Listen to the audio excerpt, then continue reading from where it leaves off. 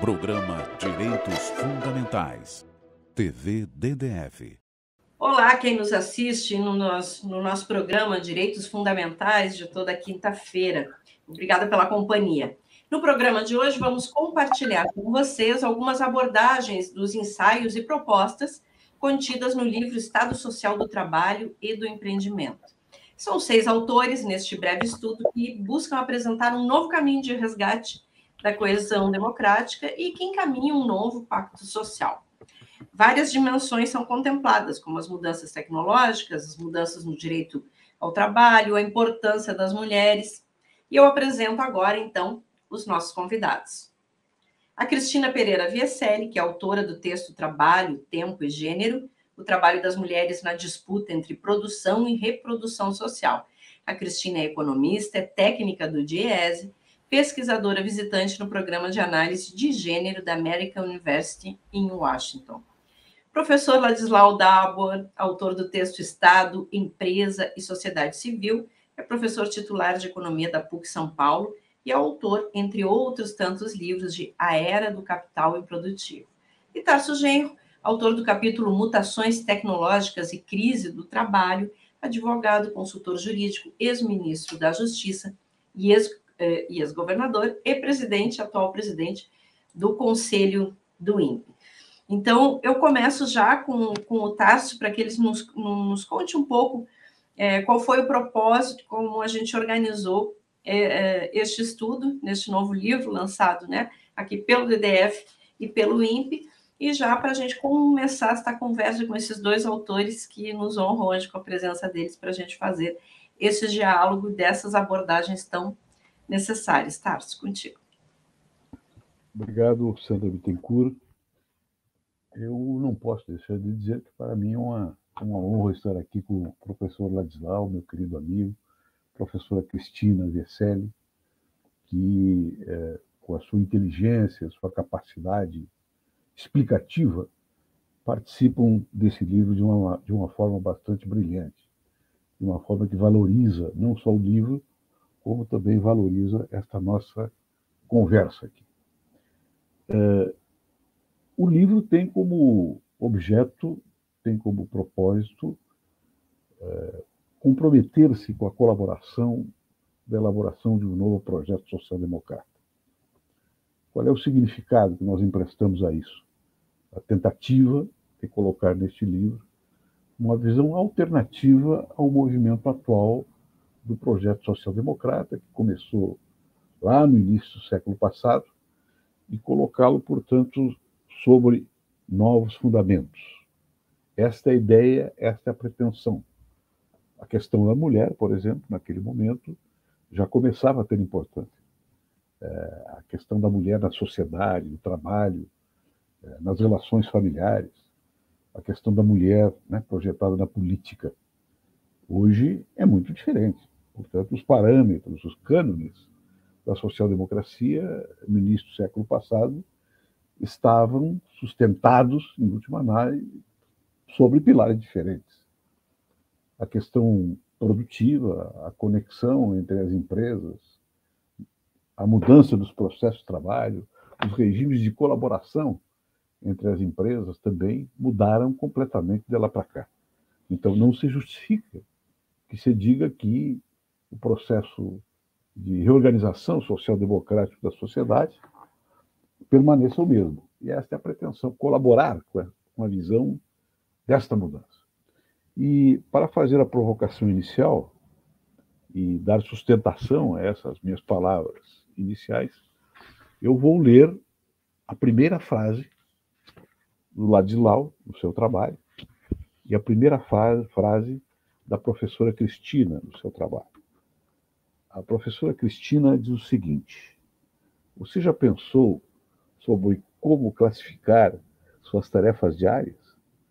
O que é definido como trabalho, lazer, cuidados pessoais, transporte? Quanto tempo você destina para cada atividade? Atividades que se fundem, se integram, se conectam, se rejeitam e se unificam na vida comum. O professor Ladislau faz uma formulação não menos importante do que essa, atingindo exatamente a questão dos fundamentos do projeto. O professor Ladislau diz o seguinte, no começo do seu trabalho, que alicerça, inclusive, todo o seu pensamento crítico da economia capitalista dos dias de hoje. A revolução digital está tendo impactos tão profundos quanto, em outra era, teve a Revolução Industrial. Ou seja, são duas revoluções que também se integram, se conectam, se rejeitam, se afunilam e se completam, constituindo um novo panorama nacional e internacional a respeito do mundo do trabalho e a respeito do sistema de cooperação e integração entre as empresas.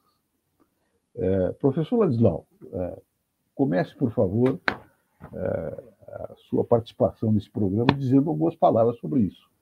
Depois nós teremos a professora Cristina fazendo também o pano de fundo da problemática que é colocada por este livro a partir da questão da mulher na sociedade capitalista atual. Ladislau, por favor. Rapidamente, professor, antes que o professor comece, eu só queria apontar que este texto presente no livro faz parte de um estudo mais amplo, né, professor? Faz parte do estudo Resgatar a Função Social da Economia. Então, eu me somo ao Tarso perguntando, neste momento de crise da acumulação, é possível esse resgate? Olha, é fundamental, né? Eu sou economista, mas o meu trabalho, eu trabalhei 7 anos na África, trabalhei em países asiáticos, diversos países da América Latina, países ricos e pobres, né? E eu vi que você não resolve a economia de dentro da economia, né? É uma articulação com os valores de uma determinada sociedade, com as tensões sociais, com as formas de organização, a existência ou não de uma soberania para adotar um papel necessário em termos de desenvolvimento, né? Então, é muito mais amplo, é transformação social, né? O texto completo, Resgatar a Função da Economia, a gente vai estar... enfim, está no meu site, como tantos. O meu site é uma pequena biblioteca virtual, nós somos uma rede de professores que disponibilizam online todos os trabalhos. Você tem no meu site cerca de 1.300 títulos, não tem uma coisa que eu não tenha lido, isso aqui faz parte de uma construção mais ampla, né? Da mesma maneira que com este livro a gente pegou a questão do Estado social, né? O trabalho e o empreendimento, enfim, essa visão mais ampla, né? Isso coincide com a discussão no mundo, tá? Eu acompanho Piketty, Stiglitz, Kate Raworth, Shoshana Zuboff, enfim, Mariana Mazzucato, Anne Pettifor, tanta gente que está simplesmente deixando de lado o conjunto das discussões sobre os clássicos, neoclássicos e coisas do gênero, e estão buscando novos rumos, né, em termos do que funciona. Né. O básico é que em Davos se simplificou dizendo nós estamos na indústria 4.0, ou seja, estamos avançando em termos tecnológicos. Né. Esse negócio é muito mais profundo que isso, né? O que o Tasso estava dizendo é uma revolução digital. Para mim, a revolução digital ela é tão profunda nos seus impactos como foi a revolução industrial relativamente à era agrícola. A revolução industrial não acabou com a agricultura, mas o eixo dominante, estruturante, se tornou a indústria, a fábrica, enfim, o proletariado, gerou a burguesia capitalista, todas essas coisas, né? A revolução digital está deslocando o mundo do trabalho, está deslocando a forma de apropriação do excedente, está transformando a forma de acumulação do capital, ou seja, está gerando um outro modo de produção. Tá? Eu sei que é ousado, digamos, avançar dessa forma, mas isso está amadurecido em muitos anos, né? E eu convido muito vocês a acessarem esse texto, né? E esse texto casa bem com os trabalhos apresentados no livro, né, tanto da Cristina sobre a parte de gênero, está mudando, o conceito de lar está mudando. Né? Cristina tem trabalhado com o texto que chama Economia da Família, né? Certo? Isso se desloca profundamente, né? O próprio conceito de família. Né? Nós temos os trabalhos sobre o direito do Rogério, da Marilene, sobre os salários, né? Para mim, esse livro ele traz, digamos, um deslocamento sísmico que a gente está vivendo, né? Nós estamos reajeitando e, na realidade, a partir de uma série de mudanças que podem parecer apenas quantitativas, digamos, né? Na realidade, você tem uma mudança sistêmica. Esse é o eixo do meu aporte, né?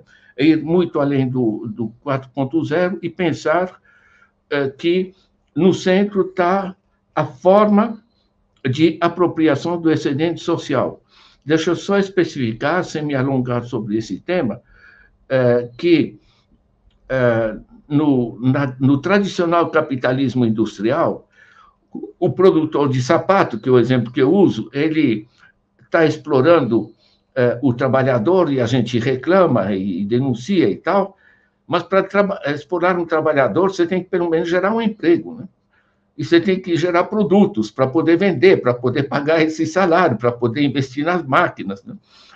E você precisa pagar imposto, ou seja, você tinha uma dinâmica razoavelmente funcional, que no quadro, em particular, do estado de bem-estar, né, as pessoas se deram conta que se você não tem gente com dinheiro, você não tem para quem vender, ou seja, não é só produzir e ter lucros, você tem que, inclusive, ter o apoio do Estado para ter infraestruturas e para ter as políticas sociais, né? Então, gerou-se um sistema que apareceu funcional, né? Esse sistema se encerra, basicamente, em 1980, com Margaret Thatcher e Ronald Reagan, né? Entramos na era do neoliberalismo, dos lucros financeiros.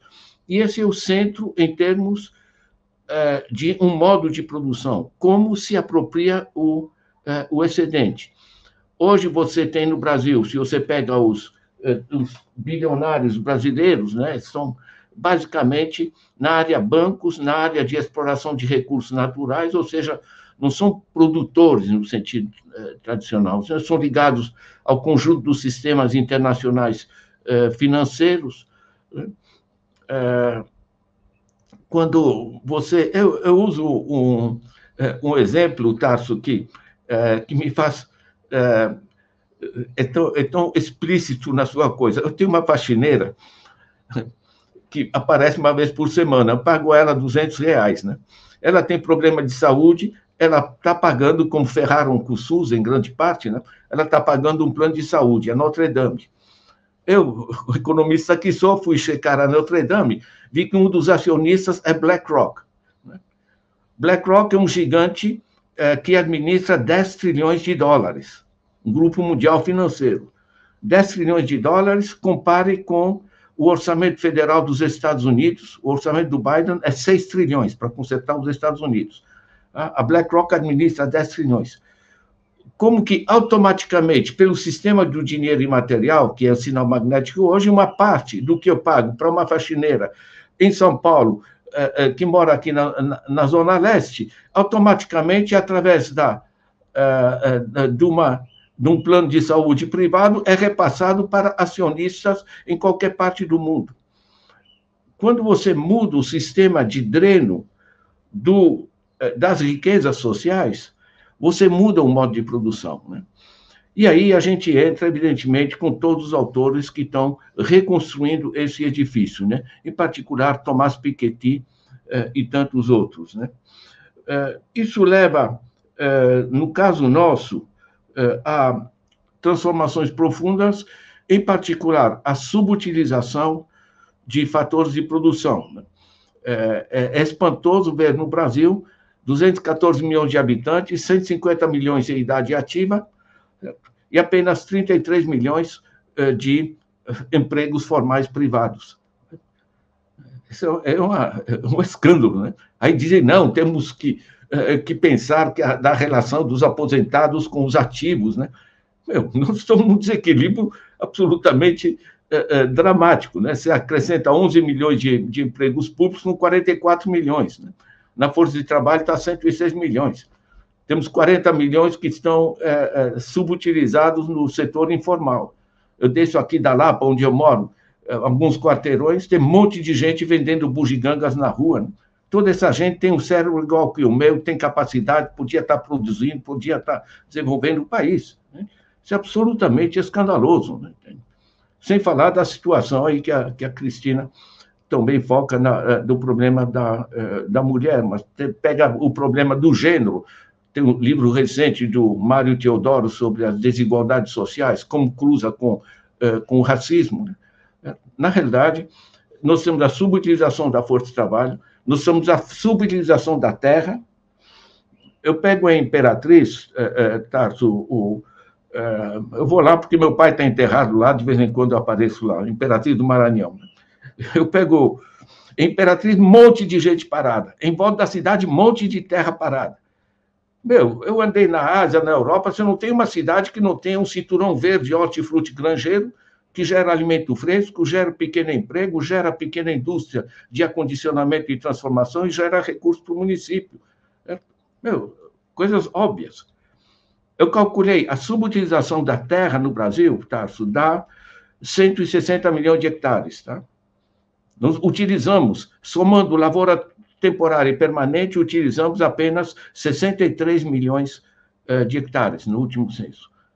160 milhões de hectares de terra parada ou subutilizada é 5 vezes o território da Itália.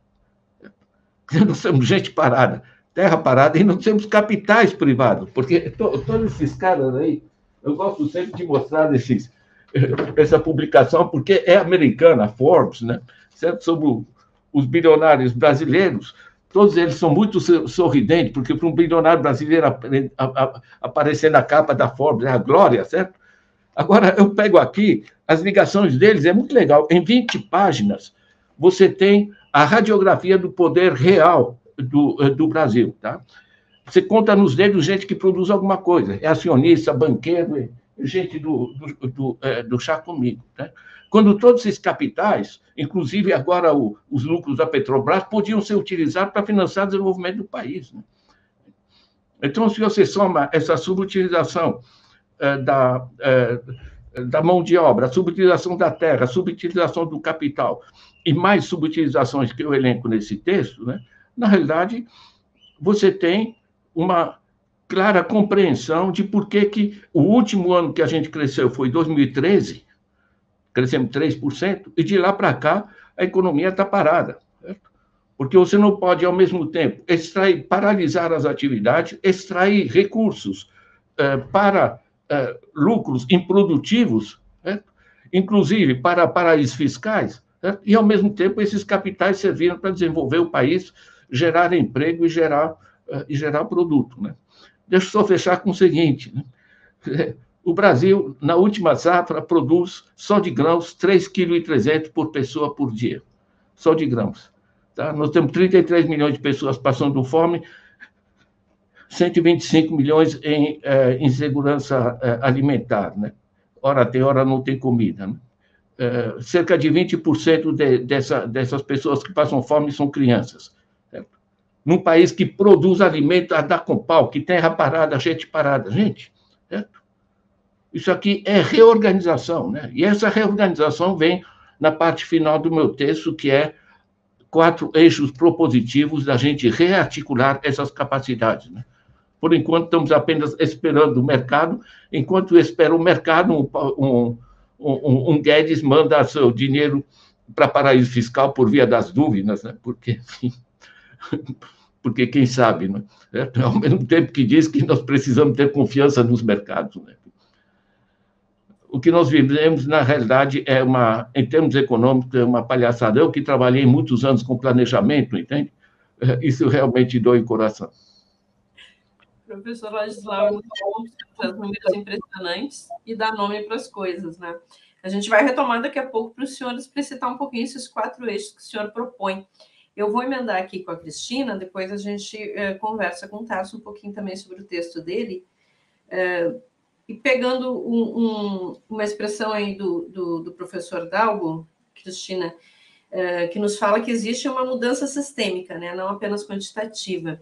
E é isso que você percebe na pesquisa que faz, nos elementos que você aborda, né, sobre o uso do tempo e a mensuração do trabalho não remunerado. Isso é muito importante com relação à representação de gênero no mundo do trabalho, começando por aí, então.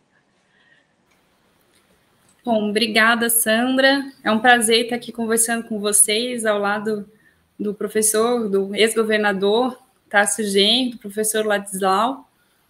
Realmente esse livro é muito interessante, ele traz diversas abordagens sobre a dinâmica do capitalismo atual, a dinâmica do mercado de trabalho atual. E eu e a professora Marilane tratamos sobre a questão de gênero, que é uma das questões mais importantes, ao meu ver, que uma das questões mais importantes que a gente enxerga no mundo, né? Porque as mulheres elas são excluídas de uma parcela de trabalho remunerado, isso que eu trato no meu capítulo, que é o conceito de trabalho. Então, quando o Tássio fala sobre, ele leu a primeira parte do meu capítulo, que aborda sobre a questão do tempo, eu faço uma provocação para as pessoas pensarem a sua relação com o tempo, porque para as mulheres é negado esse tempo de trabalho remunerado, de lazer. Isso é uma crítica que é feita pelo movimento feminista há muitos anos, há décadas, de como que esse trabalho não remunerado não é reconhecido como trabalho. Isso penaliza as mulheres, tanto para a realização de trabalhos remunerados, como também o seu tempo de lazer. Isso é uma coisa que vai atingir principalmente, é uma dinâmica que vai atingir principalmente as mulheres de países pobres. Inclusive, se a gente for considerar a dinâmica atual, essas mulheres de países pobres, elas estão migrando para os países ricos para exercer esses trabalhos não remunerados, quer dizer, para exercer esses trabalhos remunerados, para que as mulheres dos países ricos tenham tempo para trabalhar em atividades remuneradas. Então, essa é a abordagem que eu faço. Primeiramente, eu trato sobre a questão do conceito de trabalhos reprodutivos, né, que é algo que a economia pouco fala, né, que seriam essas tarefas voltadas tanto para o cuidado de pessoas, como também para a reprodução da classe trabalhadora, porque quando a gente enxerga a economia, muitas vezes a gente enxerga somente essa parte que é trocada no mercado e não enxerga que existe todo um trabalho para manter esses trabalhadores aptos, esses trabalhadores e essas trabalhadoras aptas para vender essa força de trabalho no mercado, para continuarem sendo produtivos, tanto física como mentalmente. E que esses trabalhos são exercidos principalmente pelas mulheres e também pelas meninas, e como que essa dinâmica ela se dá em diferentes países.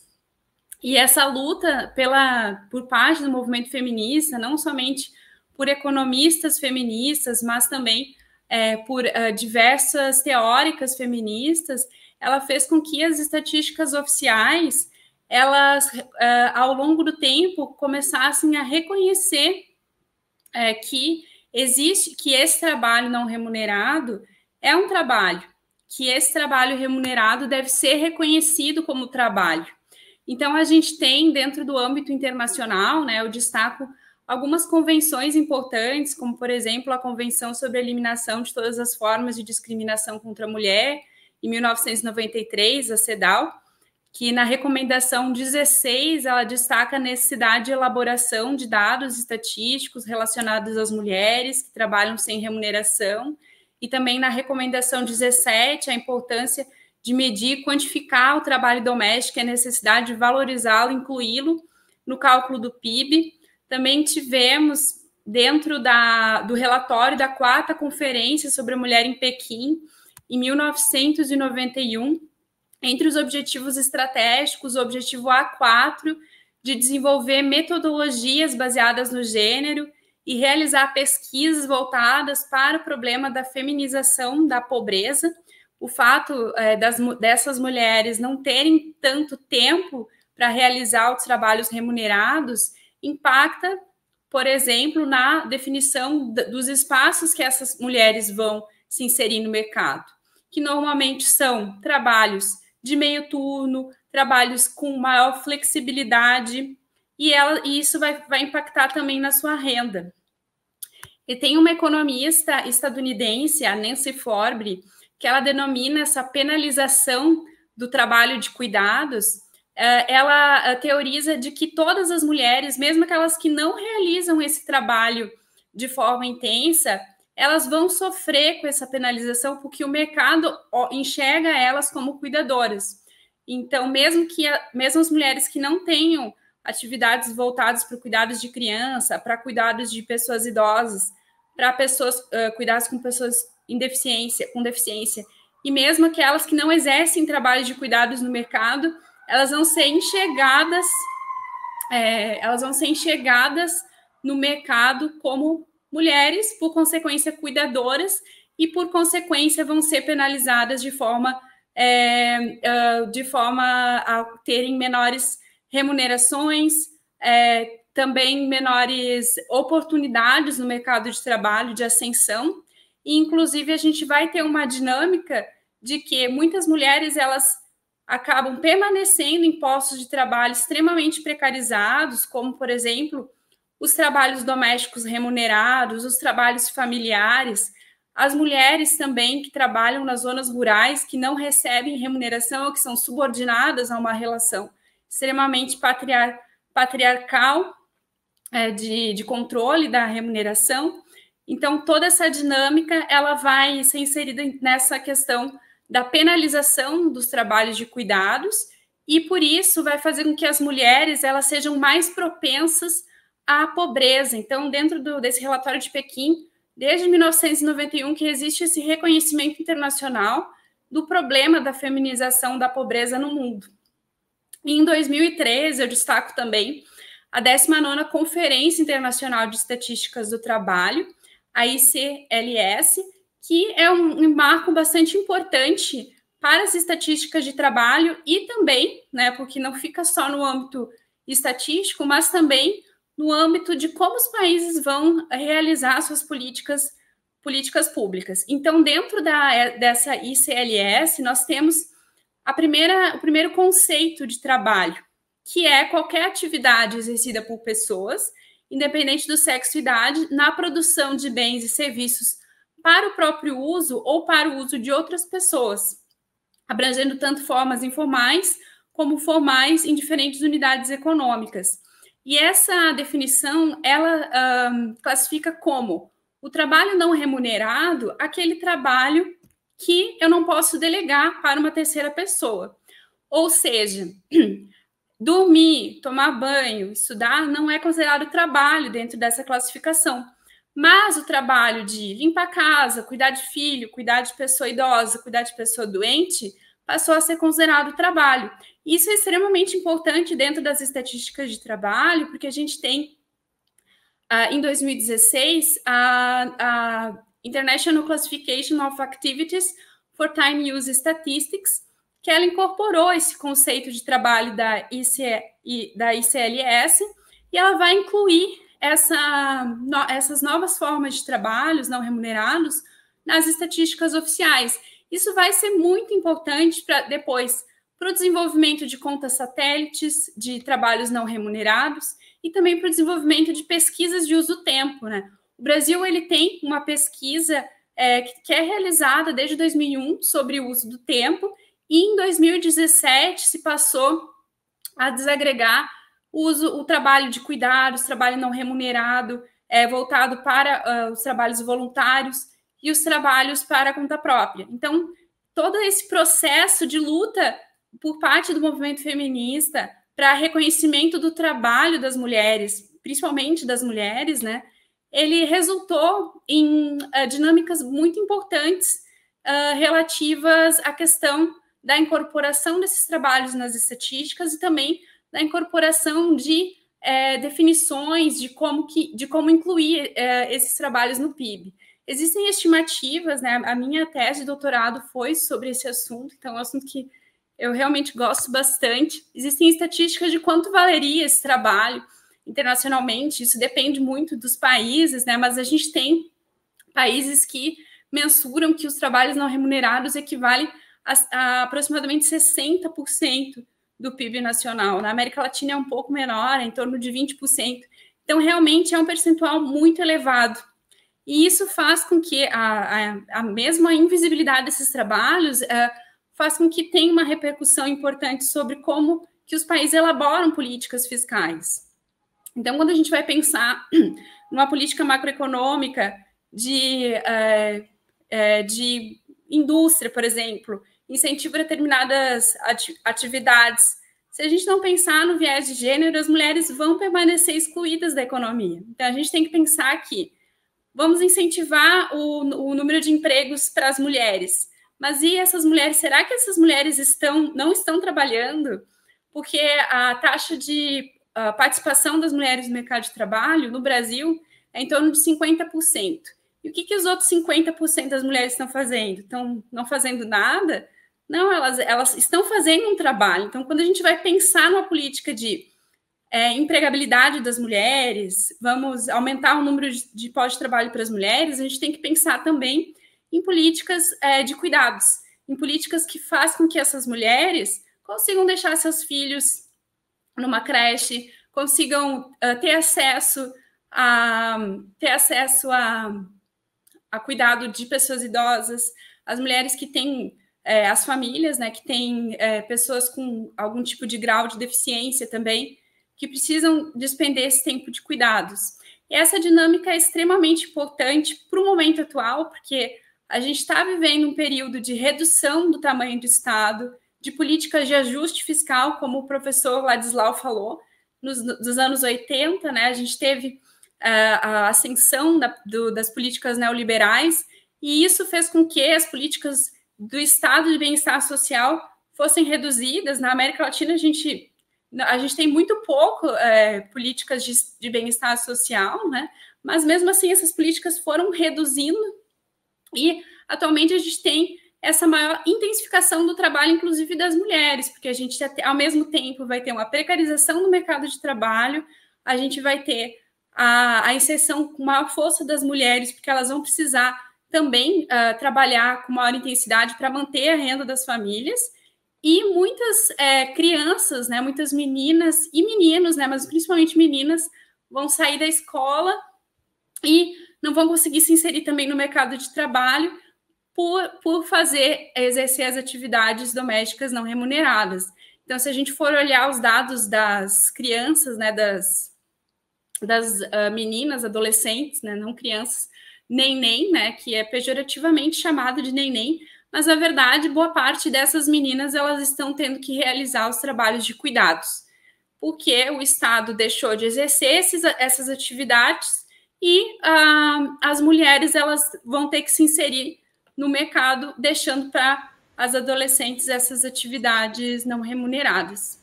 Então, é extremamente importante, quando a gente fala de pensar numa situação em alternativas para o mundo, a gente enxergar que nós estamos vivendo uma crise sistêmica, numa crise que não é somente econômica, ela também é uma crise de cuidados, uma crise ambiental, e que é necessário a gente enxergar a economia de uma maneira diferente, como o professor Ladislau falou, de uma maneira que contemple todos os tipos de trabalho e contemple as diferenças e as formas de vida, e que seja voltada principalmente para o bem-estar da população.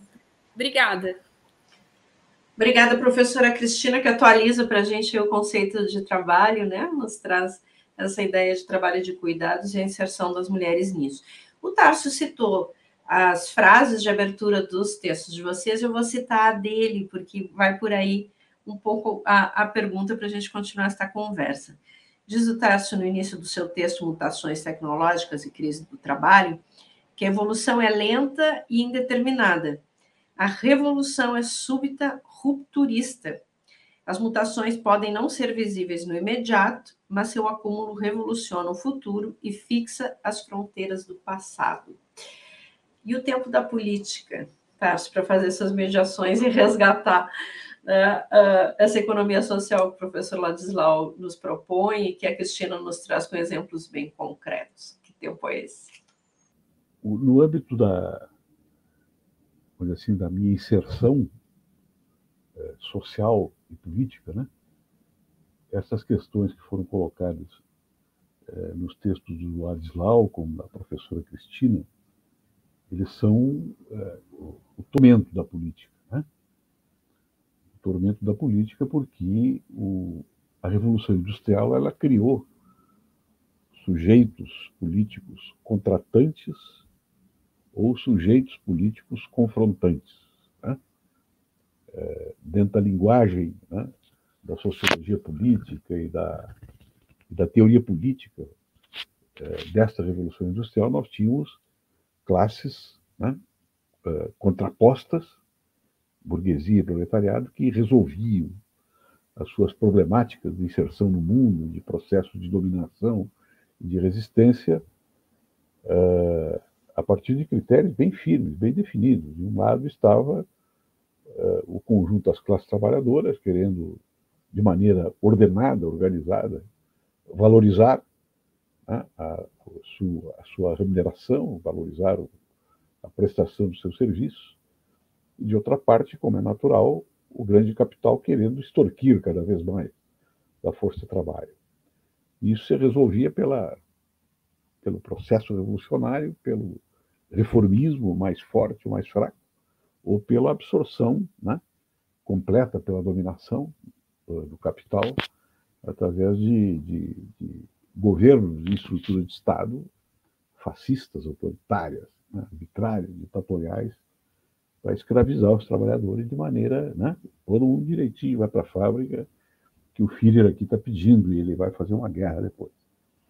São exemplos bem caricaturais, mas que dão um indicativo, em última instância, de como os sujeitos sociais e políticos se comportavam. Hoje nós temos um processo de fragmentação muito grande, né, no seio das classes trabalhadoras, a intermitência, a informalidade, meio jornalismo, né, o trabalho precário e que dificulta a formação desse sujeito. De outra parte, nós temos no polo do capital né, dominador invisível, aparentemente invisível, que está lá escondido através dos logaritmos, das formas de controle da inteligência artificial e do processo, né, de controle do processo produtivo, de organização, através desses meios de inteligência, né, detidos pelo capital. Bem, isso aí diz o quê para nós? Né? Que a reforma social-democrata não será a mesma, né? A revolução, a eventual pretensão de revolução socialista não será a mesma, e as formas de dominação também não serão mais as mesmas. Por isso nós escolhemos como título desse trabalho, cujos conteúdos desses ensaios, desses escritos estão integrados, Estado Social do Trabalho e do Empreendimento. Ou seja, tem uma camada de trabalhadores libertos, entre aspas, né, como eram libertos da terra, antes vinham procurar o trabalho livre na cidade, o trabalho, né, liberto dos operários, dos trabalhadores da carteira assinada, que são jogados no mercado para serem empreendedores de si mesmos. Então, essa é toda a problemática que a gente pretende contribuir. O surgimento, né, das chamadas lutas identitárias, às vezes, eles reduzem um pouco a importância dessas lutas do que são chamados fragmentos da sociedade, porque a mulher não é um fragmento da sociedade. As mulheres são maioria, por exemplo, aqui no Brasil, né? Então, as lutas das mulheres não estão relacionadas somente com a aquisição de uma identidade na sociedade. Essa identidade já foi, assim, ela começou a ser afirmada na história do sufragismo, e depois a mulher foi galgando, inclusive, né, por determinações do próprio mercado, funções novas no processo produtivo e de reprodução social. E hoje elas representam uma força transformadora extraordinariamente importante, né? Nem é mais, como diziam os conservadores antigamente, ao lado do homem, né? Se trata, na verdade, de uma vanguarda hoje do processo de afirmação, né, do ser humano genérico através das lutas, né, que estão concentradas na importância que a mulher vem adquirindo nos processos de trabalho, na cultura, né, e no processo político, inclusive. Né? Por isso que às vezes nós debatemos internamente, né, na esquerda, né, nós temos que ter mulher, né, no parlamento, nós temos que ter mulher nos governos. Não é qualquer mulher. Né?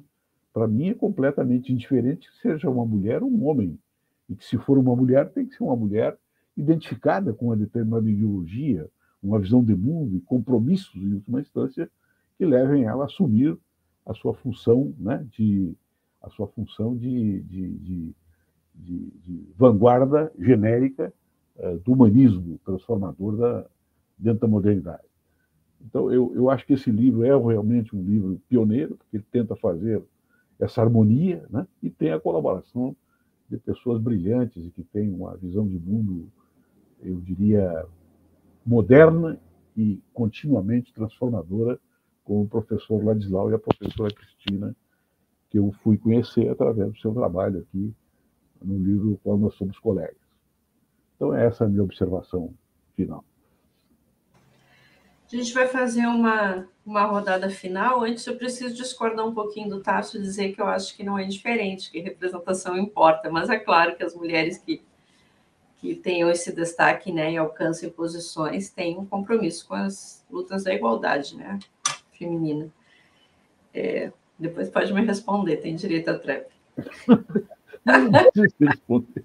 Não precisa responder, eu acho que tem razão. Eu procuro apenas relativizar isso, né, diferenciando ideologicamente as pessoas, não somente pelo gênero. Né? Então, para mim, quando eu digo que não é importante, não quer dizer que não seja importante a afirmação da mulher nos cordéis do poder, né, e da ação política. Esclarecido, então. Eu vou propor uma fala final para a gente está se encaminhando aqui já para o encerramento deste nosso encontro. A gente vai ter um novo encontro depois com outros autores também do livro. Então, eu queria recomeçar com o professor Dalbor para ele nos falar destes 4 eixos que ele propõe e depois uma falinha final da Cristina e do Tarso. Professor Dalbor. Eu queria resgatar essa fala tanto da Cristina como do Tarso, né, com o papel das mulheres como numa vanguarda. Eu trabalhei com mulheres muito fortes, com a vice-ministra do Planejamento na Nicarágua, com isso na África muito, enfim, aqui com a Luísa Erundina, né, que eu fui secretário. Na realidade, eu acho que, sem simplificar, tá? Mas a mulher tem aquele negócio, o homem gosta de fazer o discurso, as crianças têm que ter o leite, né? Agora a mulher quer ver, mas cadê o leite? Está na mesa? E ainda vai checar se o moleque tomou, sabe? Quer dizer, tem um certo, finalmente, Cristina, que eu pego no Brasil o aporte da Conceição Tavares, pego a Leda Paulani, pego a Teresa Campelo, a Leda Lavinas, a Laura Carvalho, a Juliane Furno, Tânia Bacelar, um monte de outras que eu não sabe? Nós estamos trazendo uma visão de uma economia humanista a serviço da sociedade, entende? Não aqueles cálculos ali de econometria, aqueles negócios idiotas que trazem aí os caras aí nos programas, que a gente vê na TV, eles falam do déficit disso, déficit daquilo, a gente balança a cabeça, não entende nada, não é para entender nada mesmo. Certo? Isso aqui é uma farsa, né? A economia tem que servir à sociedade. Agora, uma coisa chave para mim, Cristina, é que se dissociou, para os grandes grupos, grandes fortunas, se dissociou o aporte produtivo e, portanto, de empregos, etc., do enriquecimento. Certo? Isso é a grande ruptura, né? Porque desde Adam Smith e o que nos ensinam nas escolas, o bom padeiro, ele não precisa pensar na sociedade, ele, para ganhar dinheiro, tem que fazer bastante pão, e bom pão, senão não vende. E se vender caro, vai aparecer um concorrente. Esse negócio foi para o brejo, né?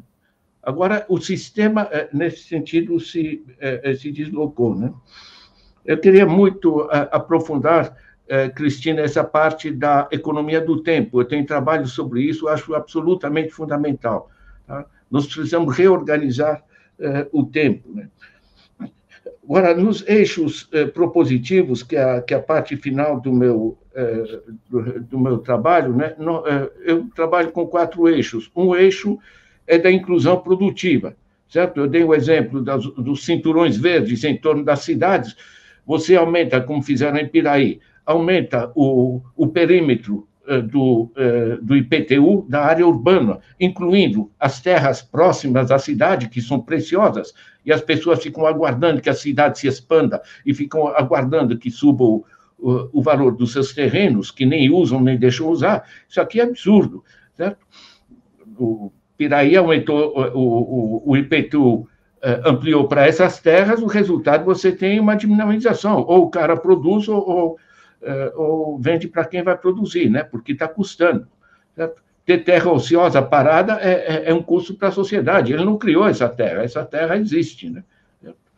Então, essa visão, digamos, da inclusão produtiva é fundamental. Ela envolve uma renda básica, nós temos que dissociar a renda básica do emprego, tá? Porque esse sistema não está gerando emprego nem de longe suficiente para que as pessoas possam assegurar o seu bem-estar, né? Então, uma renda básica, independentemente do emprego, que esteja para todos, e temos amplamente os recursos para isso. Eu queria lembrar, né, que você dividir o PIB do Brasil, 8,7 trilhões, pela população, 214 milhões, isso dá 13 mil reais por mês por família de 4 pessoas. O que a gente produz hoje dá amplamente para todo mundo viver de maneira digna e confortável. Basta retomar, por exemplo, tirar aquela lei absurda que isenta de impostos lucros e dividendos distribuídos dos grandes grupos, né? Eu, professor Ladislau, pago 27,5% sobre o meu salário. Esses bilionários aí da revista não pagam, né? Porque lucros e dividendos distribuídos são isentos de imposto. Isso é completamente absurdo. Então, essa inclusão produtiva que envolve assegurar uma renda básica para todos, tá? Isso vai reduzir custos, inclusive, e vai dinamizar a economia pela base. Você assegurar a volta a políticas sociais, o SUS, a educação, etc., porque isso é investimento na sociedade, e você gerar políticas públicas de emprego, como hoje faz a Índia, ou como hoje está sendo discutido nos Estados Unidos, né? Os programas de garantia do emprego, né? Um segundo eixo é você assegurar o financiamento correspondente. Isso envolve a mudança das políticas de crédito. Nós temos que voltar o que estava na Constituição, no artigo 192, a considerar a agiotagem como crime, certo? Porque não é dinheiro deles, o dinheiro está nos bancos, é nosso dinheiro. Certo? Como é que eles vendem esse dinheiro a taxas de juros absolutamente extorsivas, né? Eu queria lembrar que o rotativo no cartão no Brasil está 380%, no Canadá está 11%, né? Esse ao ano, né? Esse é o desnível. Isso aqui é um escândalo, né?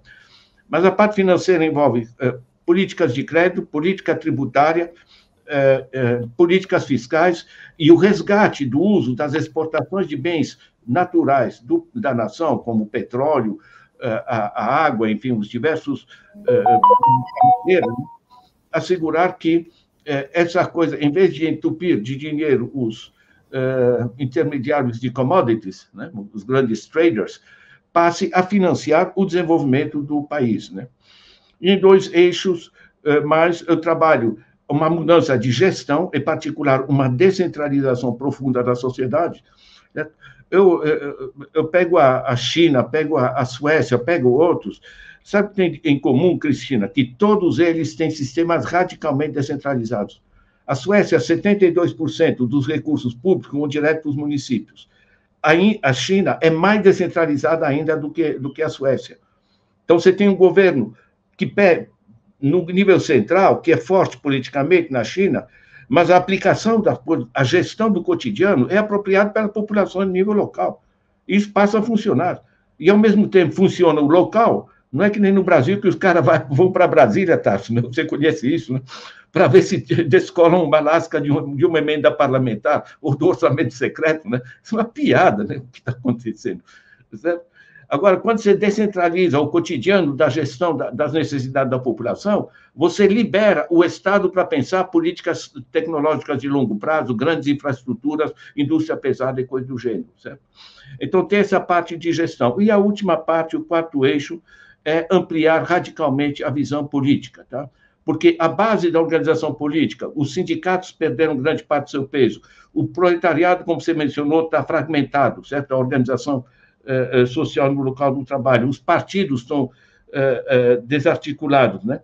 Em compensação, os espaços urbanos, locais de vizinhança, as comunidades podem ser rearticuladas, isso a gente vê muito na Europa e na Ásia, né? A política de gestão em redes está se expandindo por todo o planeta, são novas oportunidades, né? Então, eu estou aqui, estou resumindo demais as coisas, fica meio simplificado, né? Mas basicamente é isso: assegurar a renda básica e tornar as pessoas produtivas, certo? Você assegurar o financiamento correspondente e o ajuste a essa nova era, certo? Em particular com essa exploração via algoritmos, né? Da minha faxineira, que eu menciono, que se explora Deus e o mundo através do cartão de crédito, de tarifas, o diabo, isso aqui é escandaloso, não produzem nada e exploram, né? A parte da gestão, uma descentralização e gestão em rede, e a parte da base política, que tem que incluir um pouco menos da contradição econômica e muito mais da contradição social, né? O gênero, as regiões, desigualdades raciais, enfim, ampliar essa base política das contradições. É nesse sentido que eu falo do resgate da dignidade humana, né? O básico tem que ser assegurado para todo mundo. Isso é uma questão de dignidade humana e de decência pessoal e não de esquerda ou direita. Né? Obrigada, professor. Cristina, por gentileza, para a gente ir encerrando. Bom, eu queria agradecer novamente o convite. Para mim foi uma aula estar aqui conversando com vocês, escutando o professor Ladislau, Tasso Genro. Foi um grande prazer, aprendi muito. E em relação aos pontos que o professor Ladislau apontou, diversos nortes aí para como que a gente pode pensar novos rumos para a economia, eu acrescentaria que, enfim, a economia ela é uma ciência que ela precisa ser muito criticada, né?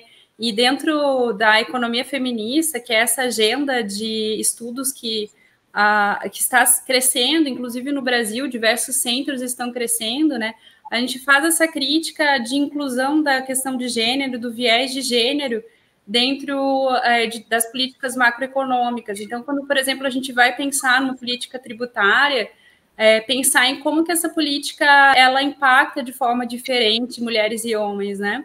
Porque quem paga a maior parte dos tributos, o fato do Brasil ter ser caracteristicamente, ter uma tributação caracteristicamente regressiva, faz com que, principalmente, as mulheres pobres paguem maior tributação do que os homens. E, além disso, a forma como as mulheres despendem a sua renda, né, o fato, por exemplo, das mulheres gastarem mais dinheiro com seus filhos, com as suas famílias, faz com que, se você faça uma política fiscal de incentivo à renda, principalmente das mulheres, ela tenha um encadeamento pelas suas famílias. Então, é importante que a economia ela tenha esse olhar de gênero, um olhar sobre as diferenças que existem dentro da sociedade, em especial as diferenças de gênero. Então, acho que é muito importante também esse ponto que o professor Ladislau falou sobre políticas de renda básica. A gente está vivendo numa etapa do sistema capitalista de extrema precarização no mercado de trabalho, flexibilização das relações trabalhistas, e isso aumentou ainda mais durante a pandemia. Então, a gente tem um aumento da informalidade importante. Agora, os novos postos de trabalho que foram gerados pós-pandemia são principalmente postos de trabalho informais. Essas pessoas não têm acesso à rede de seguridade social. Então, como é que a gente vai garantir para essa população que, por exemplo, as mulheres, que elas tenham seguro-desemprego, que elas tenham licença maternidade, que elas tenham seguro-desemprego para toda a sociedade, né? Não somente as mulheres, mas para que essa população informal também tenha acesso à seguridade social e também tenha acesso à renda. E algo que é extremamente importante, né, é a garantia dos cuidados, não só a garantia que as pessoas sejam cuidadas, né, porque a gente vai precisar de cuidados ao longo da vida. Quando a gente é criança, quando a gente é idoso, a gente sempre precisa de cuidado. Então, ter uma política, um sistema de relações de cuidados que contemple a garantia da pessoa ter acesso ao cuidado e também a pessoa ter o direito de cuidar, né, de cuidado do seu familiar idoso, da criança, para que todas as pessoas tenham esse direito, não somente as pessoas que estão no mercado de trabalho formal, não somente as pessoas que estão inseridas em trabalhos do setor público, mas que todas as pessoas tenham acesso a esses direitos básicos, são pontos extremamente importantes para serem pensados. Então, essas questões todas perpassam aí ao maior controle também, o controle do capital, né? Como o professor Ladislau falou, a gente está vivendo numa globalização financeira, né? Que facilita, inclusive, a evasão fiscal, e isso tem um impacto importante, principalmente sobre as mulheres, né? Se a gente for olhar os dados, por exemplo, do impacto da pandemia, a gente tem um aumento do número de milionários e, ao mesmo tempo, um aumento das pessoas que estão passando fome no Brasil, principalmente das mulheres. Então, essas questões são extremamente importantes para se pensar em que tipo de economia a gente quer, né? Então, é isso, gente. Obrigada mais uma vez. Agradeço muito a oportunidade de estar falando com vocês e também a oportunidade de compor esse livro com autores tão renomados. Muito obrigada. Tarso, 3 minutinhos finais aí para a gente encerrar a conversa de hoje. Obrigado, professora Cristina, professor Ladislau. Eu também registro a minha grande satisfação e a honra de estar com vocês aqui. E vou me despedir apenas com uma referência, né? Cliente de banco, que eu dou como exemplo no texto que eu compartilho com vocês nesse livro. O cliente de banco, ele é duplamente explorado, né? Explorado no seu trabalho, né? É explorado na sua relação com o banco, que lhe paga uma taxa de juros inferior àquele que o banco oferece no mercado, e é explorado porque trabalha para o banco também de graça. Né? Quando nós chegamos no banco e começamos a operar aquelas máquinas, né, até há pouco era para imprimir cheque, mas para lidar com cartão, para fazer movimentações, para utilizar algum serviço do banco, nós trabalhamos para o banco, muito é claro. E é por isso que o banco hoje diminui, né, não a sua carga de trabalho, ele diminui o número de empregados, porque o cliente está trabalhando para ele também. Sem remuneração, pelo contrário, ainda pagando, né, a diferença de juros do que ele investe no banco e daquilo que o banco oferece no mercado. Então, é uma síntese brilhante, né, da exploração do capital na pós-modernidade e na época de domínio completo do capital financeiro, este presumidamente abstrato, mas muito concreto, como diz Ladislau, que domina os estados, que domina a cena pública, que controla, inclusive, os grandes meios de comunicação em todo o mundo. Meu abraço a vocês e muito obrigado por esse compartilhamento aqui nessa reunião. Muito grata, então, ao nosso querido professor Ladislau, a Cristina, que trouxe um tema incontornável para a gente pensar essas mudanças. Tarso nos ensinando como sempre, e a gente retorna na próxima semana, conversando de novo. Aqui eu vou mostrar de novo a capa do nosso livro, Estado Social do Trabalho e do Empreendimento. A gente conversa com outros autores do livro, dá seguimento aqui a essa temática. Muito obrigada a quem nos acompanhou. Até a próxima semana, então.